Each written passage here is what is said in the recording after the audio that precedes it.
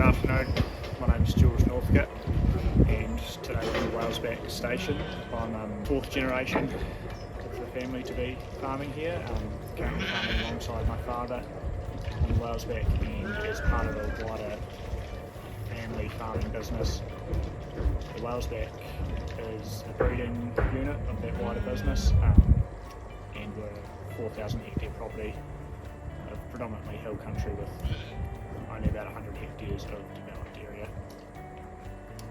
with reasonably high rainfall of about 52 inches a year, and as a result that has a big impact on the type of sheep we run here at the Whalesback.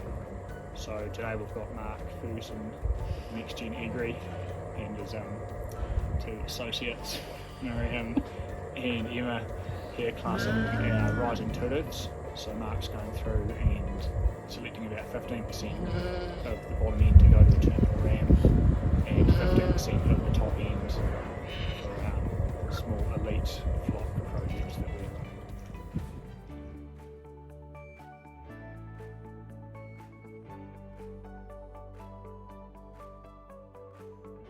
So that's our third year Whalesback with so did this 3 years ago, George did it last year, and Emma and I are classing through these ewes today, so 1,300 ewes to go through.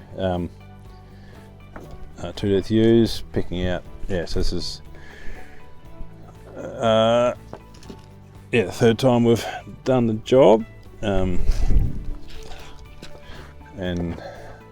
hopefully creating some uniformity out of that. A couple of different ram sources in the background here, so just sort of trying to bring all that together into a line of ewes that will run out the hill. I guess again, just making sure we're finding those types that are handling what is a relatively challenging environment. Up to 900 metres here, can get a fair bit of rain, and so you see a fair bit of colour and stuff coming through as a result of that. So there's a good example of some fleece rot. So back a couple of months ago, whenever there was a bit of warmth and a bit of rain, you get that bacteria proliferation on the skin, which causes that staining and crusting. Tends to be in the more coloured wools, that swintier wool that feeds the bacteria, and that becomes a bit of a haven for flies, obviously. So they look good with pink on those ones. It's always fun when you're taking the tops and bottoms. So often most places are just taking the bottoms, but when you're taking a few out of the top for interest, it's good as well. You can have a reason to like the odd good sheep.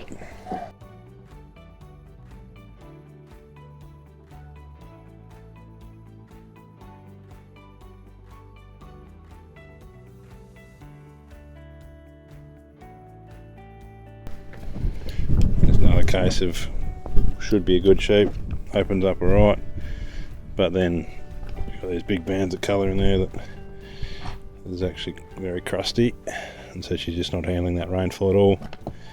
And in the right conditions, that's flies just love that, and you get that body strike and associated grief. So shooting around the farm, that's obviously this age is the worst is the worst age they get it at, any of that colour. Young sheep tend to be more prone, and so as an old sheep she might be alright shooting around on going to a terminal, but don't really need her producing lambs.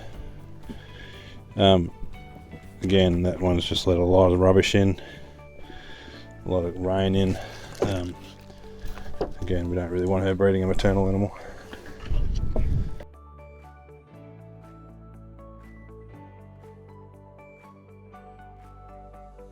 The main objective of the breeding project is to select a top end out of the ewes to try and basically retain replacements from that top end with an end goal of reducing variation in the overall flock. So we've taken the first step, which is getting you guys on board, and then we're just trying to figure out the rest. So in the last 5 years we've reduced our overall yield flock by 1 micron down to, so it's currently sitting at 24.9 microns. And a few dividends going into smart wool contracts, which is great for our business. It gives us security. So if we can improve that wool quality, then it's fantastic for us. But at the same time, maintaining the numbers of lambs, and whether it's through breeding or feeding, improving our breeding rates as well. That's probably the other objective here.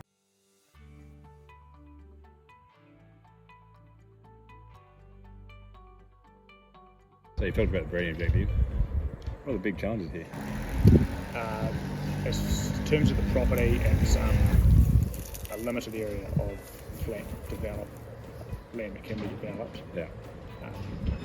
We've currently sitting at just over 100 hectares of improved pasture, but to increase that, we're starting to get some high cost stuff. Yeah. And from a climate perspective, it's the winters the big thing here. Like the whole valley's very north-south, and we catch a lot of snow. So that's our farming system. So snow on the ground here for a month or two, or not? Not every year, but certainly it's not unusual to have snow on the ground for a month, and snowfalls, of 2 feet and over.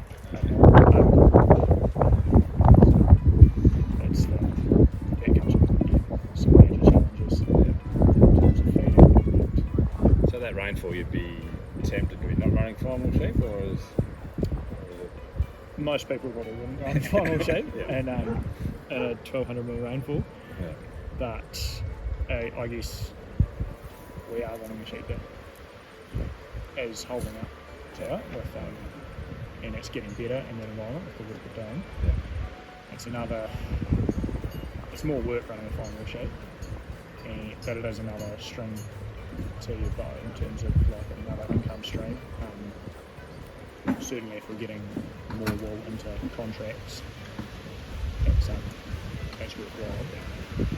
And I guess with strong wool sheep come challenges like we might be saving money in terms of animal health and labour, but we're spending the same money on fencing and a lot more stroke and mustering probably. And don't tend to be as fence friendly as the half-breds. No. You spent enough time yesterday getting them off the hill anyway. Exactly. Yeah. I guess if we look 10 years time, what do you think the sheep will look like? What do you think the farming system will look like? Well, we're limited here with how much the farming system can change. Yeah. You can't change what the climate or the topography. So I guess 10 years time it's trying to develop a sheep where we're maximising what we're stuck with, like getting the sheep that can handle the climate and is performing well in that climate and topography. And I'd like to reduce the amount of variation we're seeing in our ewe flock. I think having you guys on board is already starting to see that a little bit. The feet has obviously been a historical challenge under this rainfall, but today I reckon I saw one crook foot, so out of how many ewes went through, 1,300, 1,400, so Exactly. obviously that's come under control through a bit of hard work and genetics. Yeah, no, the genetics are playing a huge part there, for sure. Yeah. And so a bit of footbacks used today, but hopefully that's gone down from every ewe getting it down to just the tutors getting it, and Exactly. It's gone out the door. I think that's just and we're too scared not to use it. Yeah. Not actually sure we can need to be using it. Worms, dag, are they? Obviously, that's the other thing that comes with high rainfall. Yeah, it's a huge challenge, and it's so seasonal as well. We haven't done any drench resistance testing yet, but it's on the cards. And I guess like you say, the feet's been a huge thing here. So now that we're getting that to a stage where we're pretty happy with the results, we can start putting more emphasis on other traits like the DAG score when we're buying rams. Yeah. And we have been starting to do that. Worm resistance and exciting times. Just to give people a bit of a feel for farming this place, so spent all day yesterday trying to chase sheep off the hill in a howling nor'wester. What is that like? Yeah, not every day is a good day for sure. No, it's just part and parcel of it. Like, at the end of the day, we choose to farm here, so Yeah. whether we're out there on a hill in the rest or trudging through a couple of feet of snow, it's remember it's our choice. Yeah. Not every day is a nice sunny day like this, and That's a right. nice cool breeze going. Yeah, but when it is a nice sunny day like this, it's no place you'd rather be in. Yeah. And I guess having those final sheep, when you do get the weather, when the weather goes with you do get the reward through good wool and good range. Yeah, and like, I know personally for myself and for Dad as well, like, it's a huge motivator. The wool, we're both pretty passionate about it, and I guess economically it might stack up to farm a crossbred, but I don't think either of us would get the same amount of satisfaction from doing so. That's a big part of it. It's certainly challenging, but it's rewarding as well.